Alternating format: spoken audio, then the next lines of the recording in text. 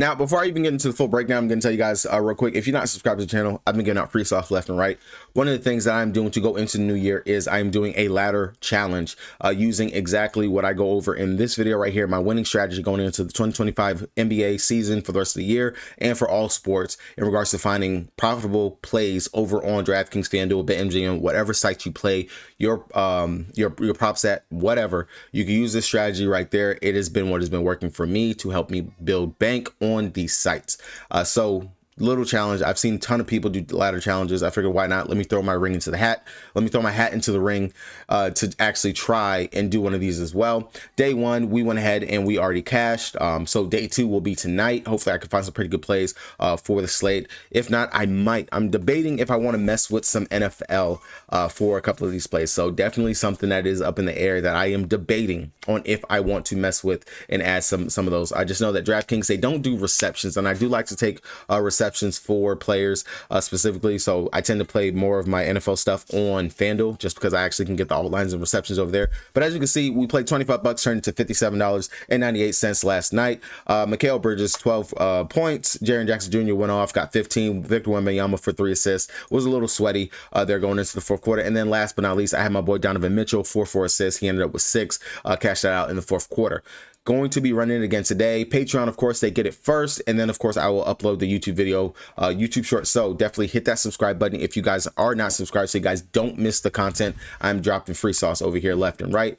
Shout out to my boy Peas. He commented on this post right here. He said he hit an 8-leg NBA parlay, turned 450 into 247. Congrats, big shout out. Hopefully he has some of these plays right here. Definitely warms the heart and lets me know that some of the content I am putting out is giving you guys some actual good stuff out there. Now, real quick, I'm going to shoot through this NFL stuff real quick, just because I know this is an NBA breakdown video. But like I said, I am playing some alt lines and stuff like that because we do have NFL going on today as well. So went ahead, did the exact same process that I covered in that video right there for you guys, and found a couple of props that I like for today's games. So first off, Trey McBride for 5 receptions, going to pair that out with his receiving yards. Good spot for him. Tight ends going up against the Rams. Actually have a very good matchup for him. Corey Sutton for 40 receiving yards going up against Cincy. We already know you can pass on Cincy all day, every day. Really good spot. Should be a shootout type game. Really do like the upside with the game that I do expect to be a shootout type thing. And then of course, just the way that the Bengals tend to pass quite a bit. I'm taking Jamar Chase for 60 receiving yards. Same thing, pairing it up with Joe Burrow for his 225 passing yards, which as you can see, they've cleared that in literally 5 out of the last 5 games, 70-80% in the last 10. Drake May is my boy over here for the Patriots. He's been slinging the rock. He's been looking very good. A decent matchup going up against the Chargers, taking him for 175 passing yards, and pairing that up with Hunter Henry for at least 25 receiving yards. If you can get Hooper as well, I do not mind Hooper because Drake does look to our tight ends not even quite a lot. Those are his favorite targets right there out there whenever he is out there on the field. Pairing up, playing Puka for 60 receiving yards and also taking him for his 6 receptions. So, 10 receiving yards a catch. Definitely right there in the realm of what he can do. And then I got down here, you can't see it on screen because I can't get it going lower, but Joshua Palmer for 2 receptions and Ramondre Stevenson for at least 25 rushing yards. That's going to be what I'm playing. And then the last one that I like, it's not up here in regards to the breakdown and stuff like that for what I normally would look at, but Kyrie Williams, red zone beast. Whenever the Rams get into the red zone, we do know he can rush one in all the time. A pretty good matchup for him as well. I do like him for a rushing touchdown. And so taking all those plays right there, just all day parlay, 10 bucks on it, make like 250-ish or something like that whenever I did the odds earlier over there on FanDuel. So something just to go ahead and sweat out, just to have for the day. Don't drop anything crazy on it. It is a parlay. We already know the more legs you add to a parlay, the less likely of a chance that you have for it to hit. So just be smart. Take some of the plays that I went over right here. You can take some of those plays and put them up over here on 2 price picks. Like I was talking about, Austin Hooper, love him. 5 out of 5 last game. He has hit his receiving yards. Like I said, he is a very big target for Drake Mays whenever he's out there. You can definitely mess with looking at Puka Nacua, #1 target over there for our boy Matthew Stafford, 87.5 receiving yards. I like that, but his receptions would be my favorite one that I would actually take for him right there. And then if we're looking towards the Chase Brown and Jamar Chase, 92.5 receiving yards. I do think that that's a bit spicy. I don't mind looking to it. I do think that he's definitely going to have to hit 400 if we are looking towards that right there. And if you're going to play him, I would rather just go ahead and take the Demon for 99.5. like straight up, no cap. We'll take that. But I do like Chase Brown, 2.5 receptions. Do think there's some very good upside to go ahead and take that play right there. That would be one that I would actually look to and take. Tell you what, actually, I will be posting a full price pick all day slip for NFL today. So definitely check that out. Again, subscribe to the Patreon. The link for that is in the description below if you guys are looking for that. Yeah, with that being said, let's go ahead. Let's break down some NBA. So I'm gonna be real honest. Today is not my favorite slate for the NBA. We got a lot of teams on the back end of a back-to-back. A couple of teams within their third game in 4 nights, things like that. So maybe some tired legs. Again, a lot of injury news and stuff like that. Maybe. I might just be a little bit salty after yesterday. Of course, you guys know I planted my flag on the Wemby train and everything. Of course, I knew it was going to happen. Should have went with the Joker. Joker went out there and he triple-double, had an amazing day. Wemby took forever for him to get going. Yes, he had the blocks, but if he was able to actually get a couple more rebounds and actually give me more like his 25 to 30 points that he was scoring, would have definitely had a pretty good night if that was the case. But Wemby, he definitely let me down. Dennis Schroeder, his bum ass let me down as well. So definitely some spots that messed up quite a bit for me whenever I look back at the slate. Now, I will say we did have some pretty good value spots that we were able to point out and pin out. One of them, the biggest one, which I was harping on him, was Jarris Walker. Ended up playing him. He went out there, phenomenal job, and especially for the fact that the game blew out and the writing was on the wall. No Obi Toppin. Jarris is going to get those minutes. So hopefully we can find some more nuggets and things like that as we go through and we dig and look through stuff, injury reports and stuff like that. Some pivots that we can make, so on and so forth. So starting out real quick, New York Knicks taking on Washington, third game in 4 nights for the Knicks. Tibbs, unfortunately, Tibbs is Tibbs. If he's going to actually rest in place, things like that, maybe we can get some heads up and whatnot for that. But I highly doubt that we are going to get that at all whatsoever because, again, it's Tibbs. He doesn't rest his players. If they can go out here and handle business, which is what the Knicks should go out here and do, handle business, so that way they can actually go ahead and get some time to just chill on the bench. Because, again, third game in 4 nights. Going up against the Washington Wizards, this should be it for him. Jordan Poole, game time decision. If Poole's out, either way, you're going to want to focus on the young guys over here. Sarr, Koulibaly, Carrington, those are going to be the main guys that you want to focus to over here on this team. Milwaukee Bucks, we do need to know if Dame is going to finally be back from that bullshit calf strain that he has where he magically was able to play in the NBA Cup, but I'm not salty. Whatever. Giannis, game time decision as well. Need to know if he's going to actually finally be back. Josh Giddey's still up in the air. Should be a decent matchup, especially for the Bucks side. We do know Chicago, weak team in regards to defense, and we normally do like to attack them. Phoenix Suns, Phoenix Suns taking on the Golden State Warriors. Almost thought I said the Phoenix Mercury again. No news for them that we got to worry about. Golden State Warriors, Steph Curry, game time decision. Draymond Green was out yesterday, so if these guys are back, definitely gonna mess with some things. I'm definitely not playing Dennis Schroeder at all whatsoever until I see like consistency in regards to pop-off games from him. Not even going to worry about it. But how about Kuminga though? That boy popped last night. Detroit taking on Denver. No news that we got to worry about for Detroit. Denver on the back end of a back-to-back. Jamal Murray was held out last night. Might be back tonight. And we covered it yesterday on the stream. Covered it. Peyton Watson was the projected starter. But we seen exactly what I talked about. Russell Westbrook ended up getting a start. Slide Michael Porter Jr. down to the 4. Make Braun play the 3. Kind of figured that they might have been able to do that. And that's exactly what they did. So just pay attention to that as well if you're looking at playing anyone from Denver. If you're trying to go, oh, I got value, I could play Peyton Watson. Now, Watson did still play some decent minutes, but just understand that that could still possibly be a possibility with the fact that they do have a starting caliber point guard on the bench in Russ still over there for them. Philly taking on the Utah Jazz. This might be actually a decent game, especially for spots for like Tyrese Maxey, Paul George, going up against a Utah team who we do normally like to attack on the defensive side of things and everything. Biggest thing for them, Keontae George, game time decision. That would probably more than likely, if Clarkson is good to go, Clarkson would get more burn if Keontae is out again. If not, Colin Sexton. I really do feel like they're trying to save him for trade talks and everything like that. That's why his minutes have not necessarily spiked or been anything super crazy for him. But big thing for them is going to be if John Collins is in or out. Definitely do need to know that. Looking at stuff. Dallas taking on Portland. Lively game time decision. Luka, we already know he's going to be out for a while. Back in a back-to-back for them. For Portland, not too worried about Kamara. I really don't even care about him. But Time Lord, Robert Williams, he is expected to possibly play. If he's going to be held out again, then we are going to be looking toward DeAndre Ayton. And then who is their backup center over there? Clinging.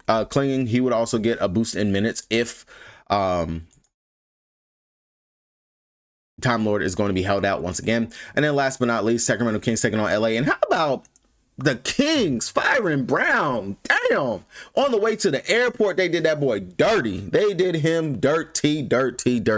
They had practice and everything. Y'all should have fired him. Don't listen. If I'm gonna get fired, don't fire me over the phone. Talk to me man to man. I understand it's a business and all that other jazz, but talk to me man to man. Let me know what's up. Don't do no bullshit fugazi stuff like that on the side. Like, that's some bullshit.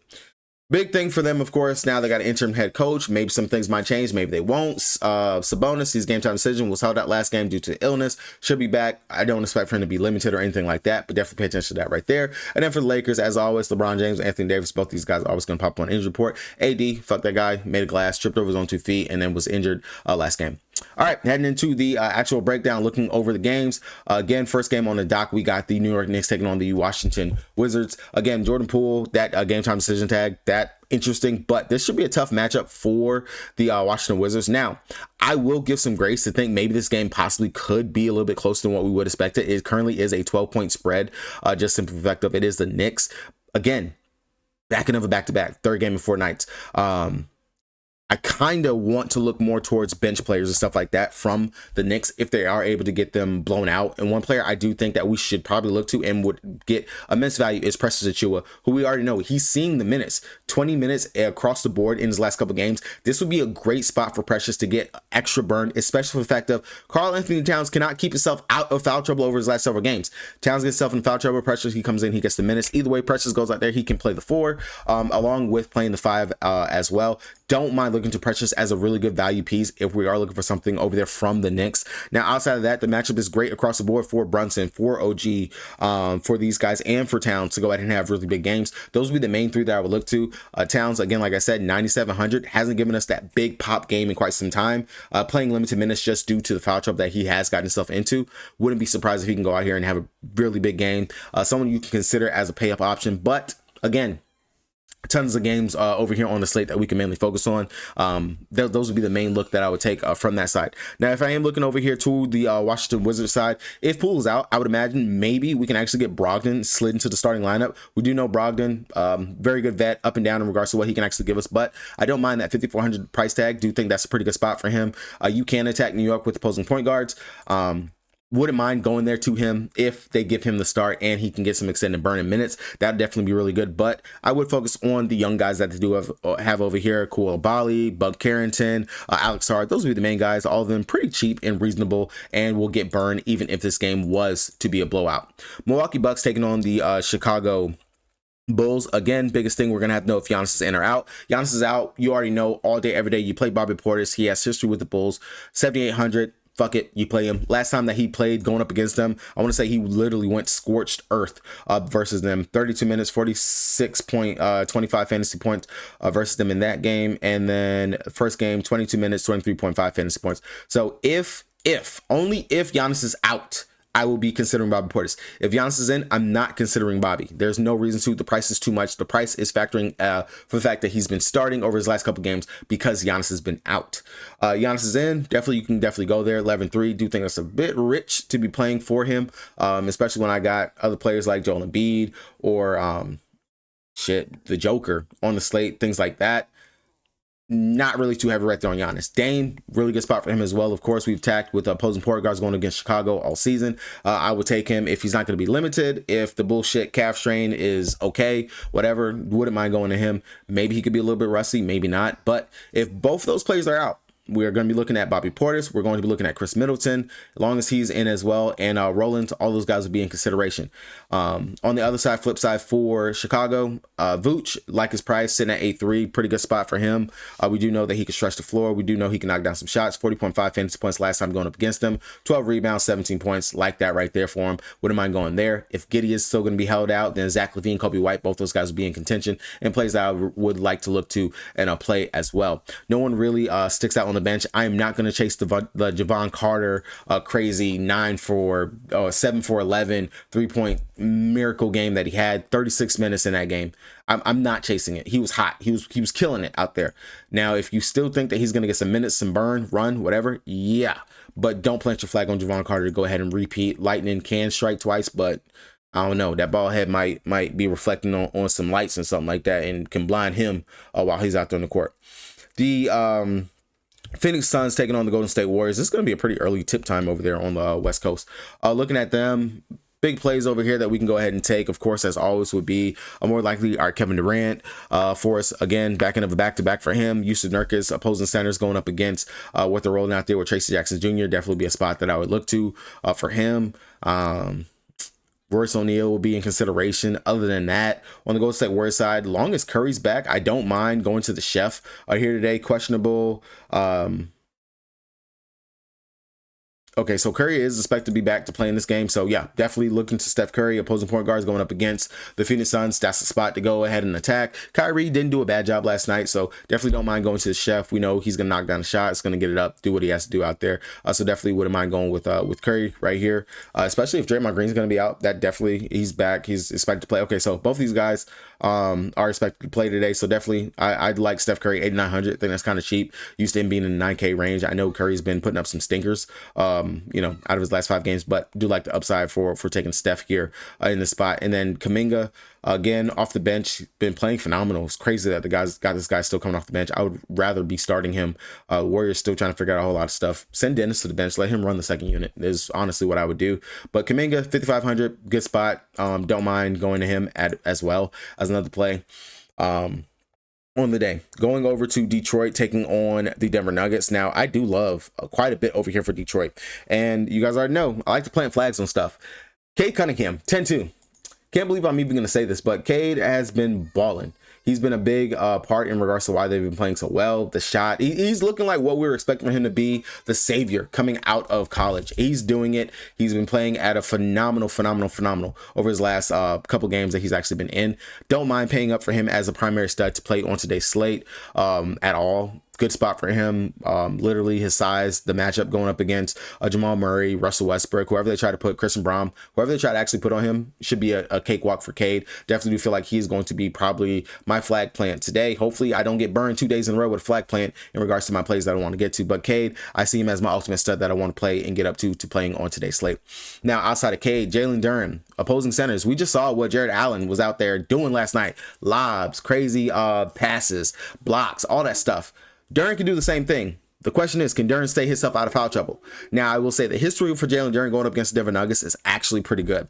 I don't mind running a pair. You guys know the value center is a really good thing to look to whenever you're building lines over here on DraftKings. And Duren, I do feel like the upside is definitely there for him. The big thing is he just has to stay out of foul trouble. That's just going to be the big thing for him. If I can get 30 minutes out of Jalen Duren, 35, close to 40 fantasy points, love the upside for what we can get right there.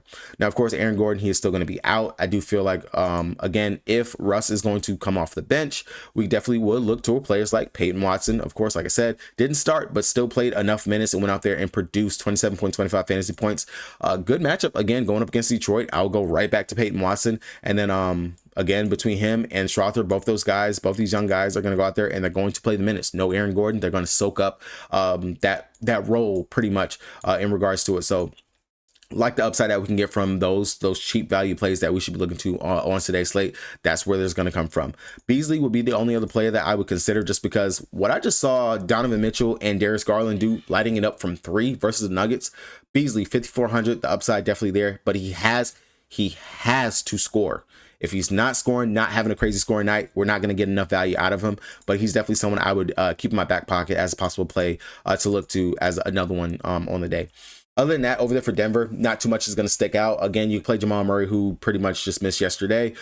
Joker's the Joker. And then Michael Porter Jr. and Christian Braun, they're there. Not main focal points for me. Philly taking on the Utah Jazz. Let's see what's going on with Embiid today. Embiid listed questionable for Saturday versus Jazz due to a left foot sprain and right sinus fracture.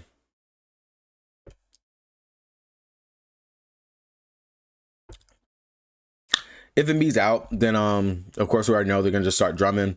Walker Kessler, the matchup versus Walker Kessler, big body center, is center blocks for feet, but could be nice if he's not having to go up against Embiid. Wouldn't mind that. I will say if Embiid's out, then I want all the Tyrese Maxey, 8,500, great spot.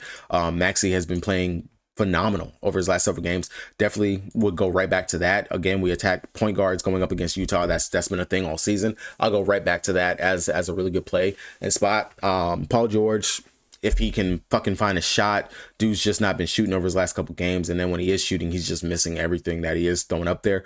The defense has normally always been there for Paul, but he's looking a step slow.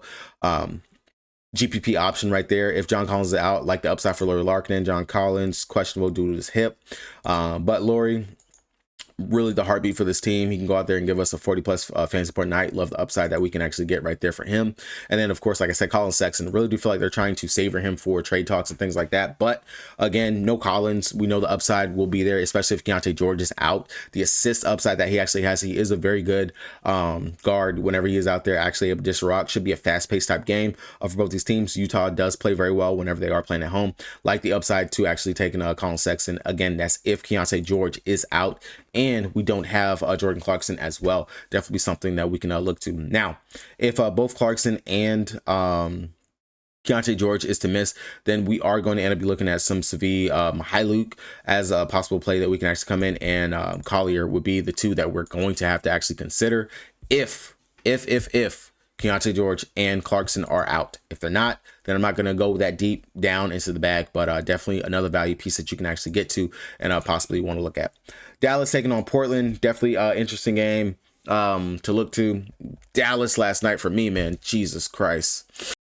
Kyrie did enough, not enough in regards to what I really was expecting for him in this spot. But again, I'll go right back to the well. Don't mind looking at it. Biggest thing would be if Lively's going to be in or out. If Lively's out, then we're going to see Gafford get start again. And that would just be tremendous. Would love to go to Daniel Gafford, who we know is a very good fan support per minute producer when he's out there on the court. Block upside for this dude, rebounding and also the points. A good spot going up against the soft DeAndre Ayton. I'll go right back to that.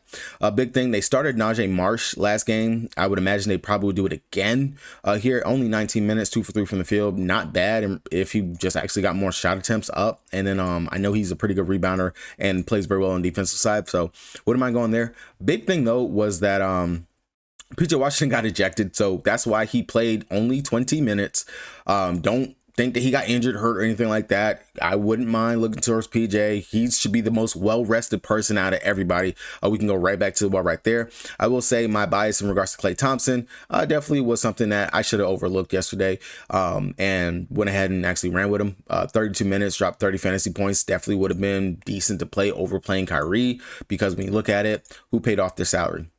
Definitely would say that Klay would have been the better play between the two. So definitely would have to put Klay back into the pool. Now, Quentin Grimes, of course, no Luka. Saw a ton of minutes, 29 minutes, definitely 5,100. I do think that maybe if Kyrie's going to be limited or something like that, we could probably see a decent showing from him. But I will say Spencer Dinwiddie when he's right here, and he actually is de facto point guardish duties when he's out there on the court. Kyrie can slide down to the 2 like he normally does. I got to say Dinwiddie over Quentin Grimes instead right there. Over on the Portland side, Ayton, I think it's decent for Ayton, 6'6". Just, I need Time Lord to be out, really, because then Ayton's minutes are going to be solidified and he's definitely going to be playing.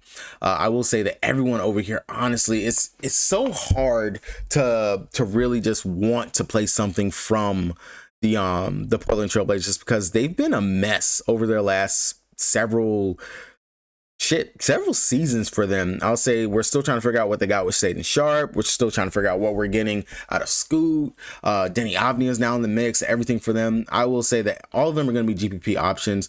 Sharpe, Scoot, I know they're coming off some really big games after their last game. Anthony Simons, honestly, they need to go ahead and trade the dude. He's not what you're going to want to be building around. So Ayton, Sharpe, Scoot, all GPP options and stuff right here for me. Not anything I would be planting my flag down again. Now, the late night hammer, Sacramento Kings taking on the Los Angeles Lakers. Like I said, Sabonis, if he's in, I love the upside for him. I love the spot for him as well. Fox, you got your head coach fired, so maybe Fox comes out here with some type of fire. 8,700, normally plays the Lakers pretty well whenever he does play them, so I do like Fox at that price tag. Not bad at all. Would definitely be looking there as possible play. Everyone else over here, nobody necessarily sticks out. If you feel like chasing the Debo narrative of that he plays well in LA, then you definitely can. I know he normally does play pretty good in LA, but honestly, DeRozan coming over to the Kings, I don't think that was the right solution for them in the offseason. Over here on the Lakers, Anthony Davis ankle, didn't practice in Friday's shoot around, and I'm pretty sure he's going to be out once again for them. So if he's going to be out, then I imagine that we are going to see Koloko definitely is going to have to play some minutes, but big thing, because they do like to run Rui at the as a small ball 5, questionable for Saturdays versus King due to illness. Hopefully he'll be good to go and he'll get to play, because they can slide Rui down to being a small ball 5.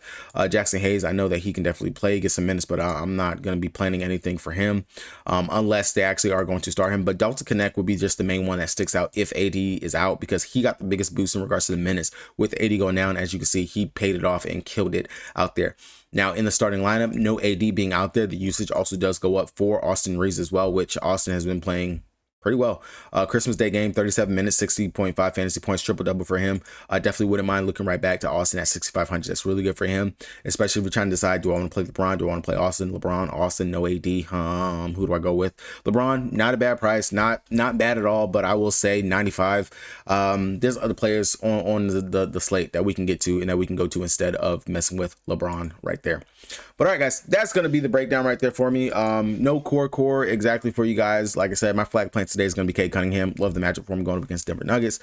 Decent pace that should be in there right there, and just the usage that guy has is just out of this world. Definitely going to be going right there to that. Good luck to everybody. Definitely check some of the other content that I have, and that will be coming posted up onto the YouTube and onto the Patreon. If you're not subbed to the Patreon, make sure you guys go ahead and check that out. Drop a like in this video if you guys did enjoy the content. Hopefully you guys got something from it.